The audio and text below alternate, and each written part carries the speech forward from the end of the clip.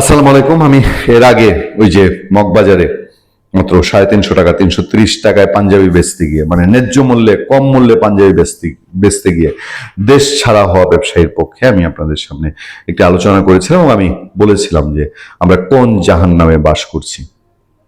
আলোচনা আগে থাকাতে আপনারা দেখছেন, আপনাদের সেই আলোচনাটি আমাদের আমাদের চ্যানেলে আছে।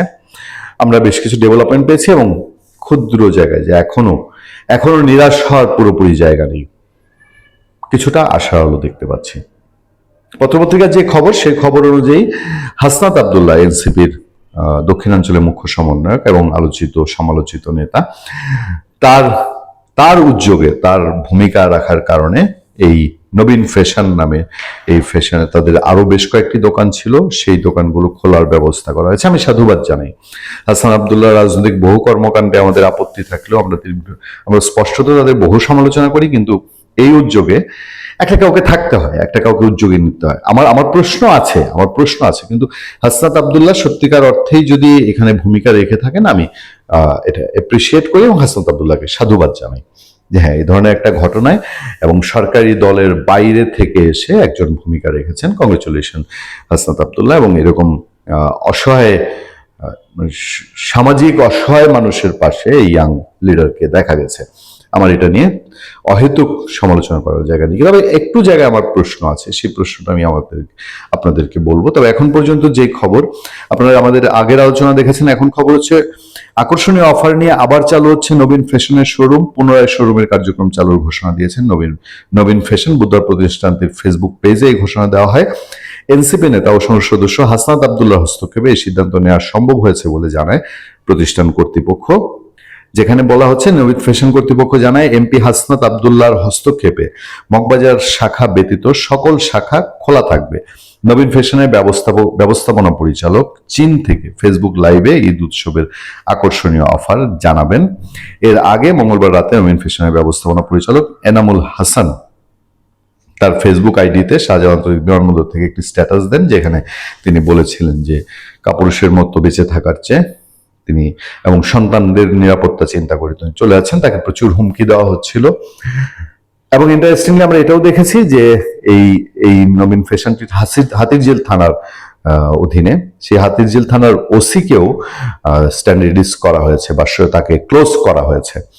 আমি এর আগে আলোচনায় বলেছিলাম যে আমি সবার আগে দেখতে চাই যে এই ওসি কেন এই জায়গাটায় গেল, এই ওসির আসলে ওখানে সে কি পারে কিনা যে দোকান মালিক সমিতির কথার উপরে গিয়ে একটা মার্কেট একজন দোকানদারের দোকান বন্ধ করে দিতে। এরপর এবার দেখতে চাই যার নামে সবচেয়ে বড় অভিযোগ, আমি দোকান মালিক সমিতির সভাপতি ধরবে, তার আগে দেখতে চাই যে মাইকেল নামের যে লোক এই ঘটনাটির মূল হোতা বলে দাবি করা হচ্ছে এবং এই নবীন ফ্যাশনের মালিক যেটি দাবি করছেন যে প্রধানমন্ত্রী তারেক রহমানের বন্ধু পরিচয় দিয়ে এই সব কিছু করা হয়েছে। এবং ওসি বলছে যে পাওয়ার এত যে সম্পর্কের সাথে যেন নবীন ফ্যাশন বাড়াবাড়ি না করে, তাকে তাহলে ওসিকেও ট্রান্সফার করে দেওয়া হবে। সেই মাইকেল তিনি আসলে কে, তার পরিচয় কি? প্রধানমন্ত্রী এবং প্রশাসন অ্যাক্ট করছে, আমি একেও সাধুবাদ জানাই, কিন্তু ভেতরের গুরু রহস্যটা বের হওয়া দরকার। সেই মাইকেলের রূপ, মাইকেল কি আসলে প্রধানমন্ত্রীর বন্ধু কিনা? যদি বন্ধু হয়ে থাকে তাতেও কোনো আপত্তি নেই, কিন্তু বন্ধু যদি ডিরেল্ড হয়ে থাকে, বন্ধু যদি এখনই প্রধানমন্ত্রীর ক্ষমতার অপব্যবহার করে থাকেন প্রধানমন্ত্রী নিশ্চয়ই সেই জায়গাটাতেও কোনো একটা কিছুতে বোঝাবেন যে তার বন্ধু হলেও পার পাওয়ার কিছু নাই। আমরা এই জায়গাটা আমি যে দুইটা জায়গায় প্রশ্ন তুলতে চাই, একটা হচ্ছে হাসনাত আব্দুল্লাহর হস্তক্ষেপে মগবাজারের শাখা ব্যতীত অন্য শাখা খোলা থাকবে। বন্ধটাই তো করলো মগবাজারের শাখা, তো জয়িত হয়ে যাবে অপরাধীরা। মগবাজারের শাখা কেন খুলবে না? নিশ্চয়ই হাসনাত আব্দুল্লাহ সেটা ঘেটে দেখছেন, আমরাও জানতে চাই, আমরা খোঁজ করে আমি আপনাদেরকে কথা দিয়েছি 30 এবং 31শে মার্চের মধ্যে আমরা এটা নিয়ে আরো আমাদের টিমের ফলো আপ আপনাদের সামনে তুলে ধরবো। কিন্তু এই প্রশ্ন রাখি যে আমি কিন্তু রিপিট করছি, আমি হাসনাত আব্দুল্লাহর ভূমিকার স্বাগত জানাচ্ছি, কিন্তু কেন হাসনাত আব্দুল্লাহকে, তিনি ওই এলাকার এমপি না, ওই নবীন ফ্যাশনের মালিকের আত্মীয় না, হাসনাত আব্দুল্লাহকে কেন এখানে ইনভলভ হইতে হলো? এখানে ওসি যে এই কাণ্ডটা করে আসলো, তার ঊর্ধ্বতন কর্মকর্তারা দেখেনি? সোশ্যাল মিডিয়ায় যে নিউজ আসছে দেখেছেন নিশ্চয়ই।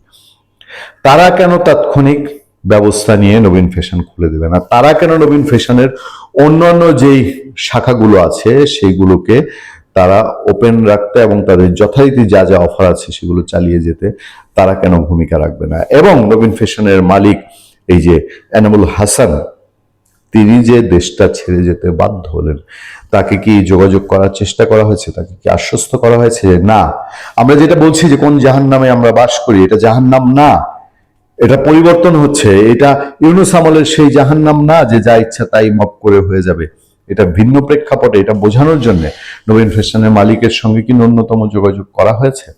সেই প্রশ্নগুলো আমরা অবশ্যই রাখতে চাই এবং এ ধরনের ঘটনা যেন প্রধানমন্ত্রীর নামে আর পুনরাবৃত্তি না হয়। আবারও বলছি, মাইকেল নামের যে ভদ্রলোকের নাম এখানে এসছে তার সম্পর্কে আরো বিস্তারিত সামনে আসা প্রয়োজন সেই দোকান মালিক সমিতি যে গিয়ে একটা সামাজিক উদ্যোগকে, একটা ভালো উদ্যোগকে বাংলাদেশে এরকম নিতে পারে। সারা পৃথিবীতে রমজানে জিনিসপত্রের দাম কমে, আর এখানে 300-400 টাকার পাঞ্জাবি 4,500 টাকায় বিক্রি হবে। কি ধরনের স্বেচ্ছাচারিতা? ভালো থাকবেন, সুস্থ থাকবেন। আপনাদের সাথে আমি আতিক রহমান, পূর্ণিয়া।